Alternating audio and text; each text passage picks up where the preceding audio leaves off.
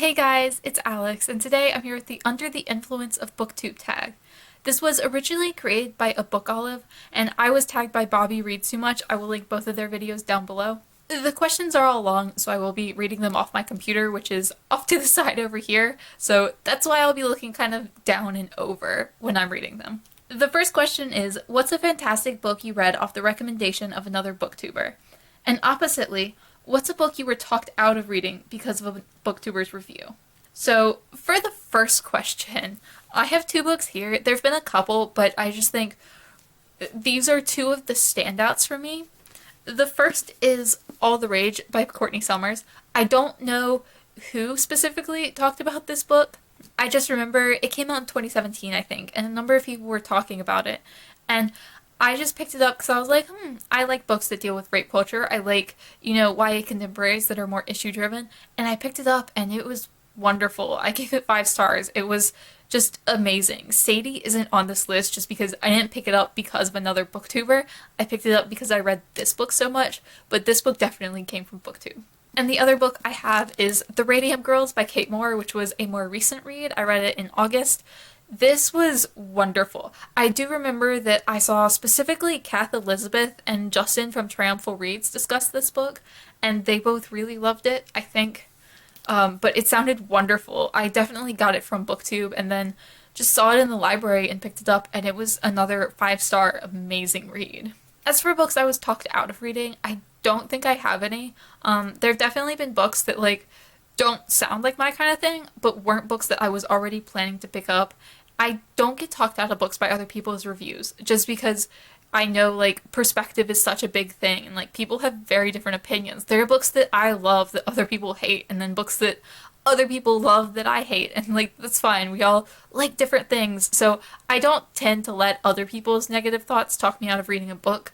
The only exception would be if people are talking about racist or sexist or homophobic or whatever elements in a book, and I think that that's a very valid discussion, and I believe and trust the person, and if they have evidence or whatever, if they're calling a book out for that, that might make me change my mind. But so far, all the books that I've heard discussed in that way weren't books that I'd already decided to read. Question 2 is, has Booktube opened your mind or changed your mind about any genres? And I don't think so. I might be wrong about this. I would say it's definitely opened my mind a little bit more towards horror.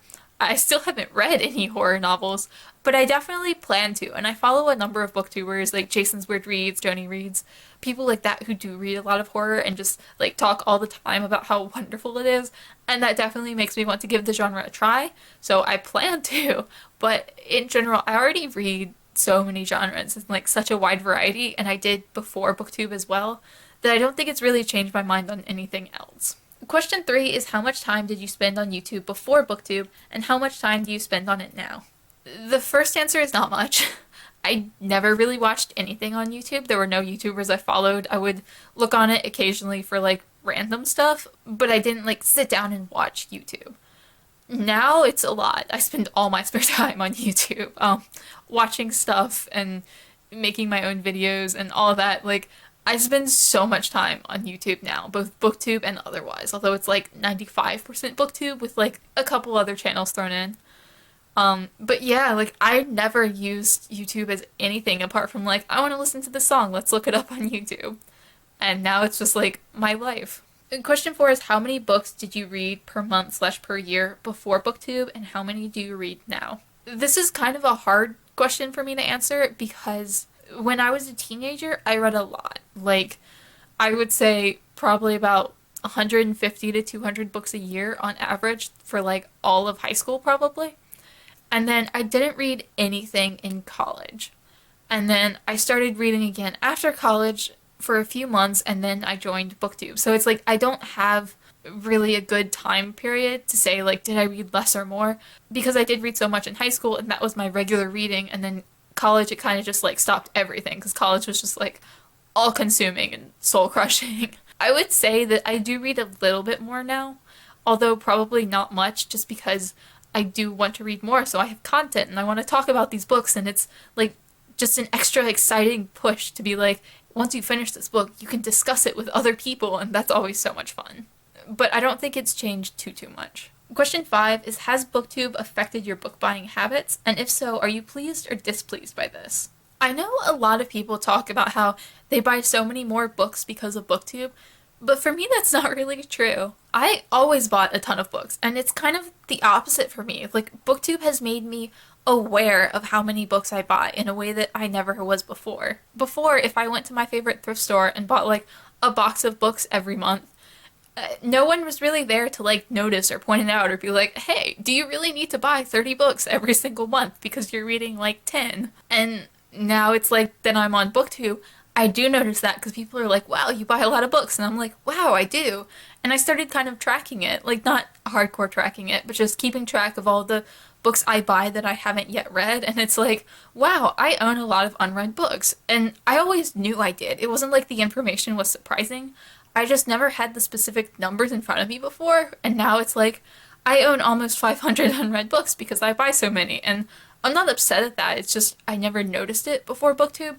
So I do feel like Booktube has made me buy fewer books. It's kind of influenced me to like be aware of it. And I don't know if that's negative or positive. I guess it's fine. It's just like I'm neutral on that. It's just an interesting thing that has happened because it seems to be the opposite to most people. Question 6 is, has a review by a booktuber ever retroactively made you reconsider your stance on a book? I don't think so. It's always interesting to see someone else's perspective, and I do feel like it kind of grains my understanding of a book, it grows my understanding of a book, and I enjoy seeing people who have differing thoughts than I do, where like I read a book and I'm like, wow, this is trash, and someone else reads it and they love it and they like explain why. They don't make me change my opinion at all, but it is interesting to see how the things that I don't like might work for someone else, or something that I didn't even notice in a book is like the most amazing thing to someone else. So I don't think it's like changed my opinion or changed my stance at all, but it is interesting and I enjoy it. Question 7 is, are there any videos you've been inspired to make after seeing another booktuber's videos? Have you ever felt inspired by another booktuber's style, their video style, their book organization style, their personal style, anything? I think yes and no. I think we're all influenced by each other. We don't exist in a vacuum, and I think it does happen in subtle ways a lot of the time. I did start doing top 5 videos just because I saw a lot of people doing top 5 Wednesday, which I did for a while, but like the prompts didn't really work for me all the time, so then I just started doing my own random prompts for top 5s, and I did that for a while, and that was fun and definitely an influence. I do think wrap-ups and TBRs are a thing that I was influenced to do. I don't do TBRs anymore because they don't work for me, but I really enjoy doing the monthly wrap-ups. I think it's interesting to look at like the month as a whole, and I never did that before Booktube. I just never thought of cataloging my reading like that. I will also say other people have influenced me in terms of like keeping track of some stats, because I do think it's interesting to see what your stats are and like look and see like how many adult versus YA or fiction versus nonfiction and all that kind of thing. I think it's interesting, and I've never tracked any of that before Booktube because I just never thought about it. Question 8, what are some pressures you feel on your reading life because of your channel? I don't know how pressured I feel in a negative way, but it is like I want to keep reading so that I keep having content for my channel. I can't film a review if I haven't read a book. I can't film a wrap-up if I haven't read at least a couple of books that month. I can't film a book haul if I don't buy books. So there is that pressure to always like keep up and like keep doing things so that I keep having content. But I think for me, it's more of like the social aspect of it. Like there's the pressure to like get involved in Booktube events, and it's not a bad pressure. It's like, hey, you should do these things because it's fun, and it is fun. But I do get overwhelmed when it's like all these readathons, all these read-alongs, all these book clubs, and it's like that changes what I read, and then I feel pressured to read those specific books. And I don't think that's a negative thing either. I think that's quite a positive thing, actually. But it is like kind of a pressure that I feel, that I'm kind of learning how much I have to limit myself in that regard, because I am a mood reader and I can't just pick out like 7 books and be like, I'm gonna read these 7 books this month. Even though like I read more than that per month, I just can't pick them out and decide these are the specific ones that I will read, because then it doesn't work for me. So I think just in like the social terms of like participate in Booktube activities by reading these books, and then I feel pressured to read those books because I do want to be involved in the community in that way. But I don't think that's a bad thing. I do want to reiterate that. It's just kind of a different thing than the way I used to read before. Question 9. In what way, if any, do you feel the social element of the community has impacted your reading? I did kind of answer that a little bit in the last question, but kind of in a different way. It also impacts the kinds of books I pick up. And it's not that I'm influenced to like read everything that's popular right now. It's just if a number of people talk about this book that's popular and it sounds really good, then I'm more likely to read that book. And it's the same with YA. I didn't read that much YA before Booktube. Like, I did in high school a lot, but after college, when I started reading again, I read some, but it wasn't that I was reading that much YA anymore. It was just kind of something that I stopped reading so much. But with everyone talking about it on Booktube in like a positive way, they'd be like, hey, look at this really great YA book that I just picked up. And so many people are talking about YA that it kind of does just consistently remind me how much I do love young adult literature. And I don't think that's a bad thing either. It's just like, hey, you love this thing and everyone's talking about it. So it just kind of reminds me to like consistently pick up YA because I definitely wasn't doing it that much in like the months before joining Booktube. I was focusing a lot more on like adult nonfiction. Also, before Booktube, I really never took book recommendations. Like everything I read was random just from browsing shelves, either at the library or at thrift stores or anything. I wasn't aware of like what was popular and what was coming out and what like the prizes were and like the Man Booker and like awards and all that kind of thing. I had no idea. I didn't know what new releases were coming out. I didn't know what was topping the bestsellers list. I just was entirely unaware of that.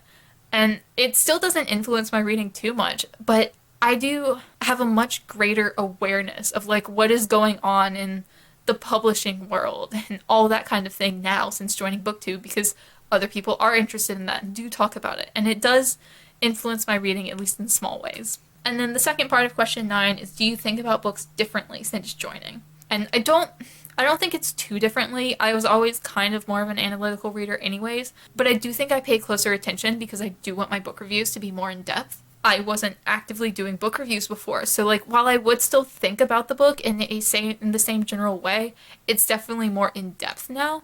It's definitely more detailed. I take notes where I never did before just because I want to do it for my book review.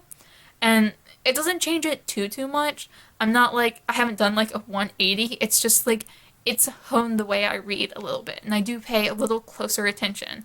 And I like that. I think that's definitely a positive thing because I love discussing literature and I love talking about books in that way. So it's been so much fun. Question 10. What influence do you hope your channel will have on the Booktube community and or aspiring booktubers? This is the one I really don't have a good answer for. I don't really care about influencing anyone, honestly. Like, I know some people are like, oh, I want to like teach people or like give people good book recommendations or like whatever.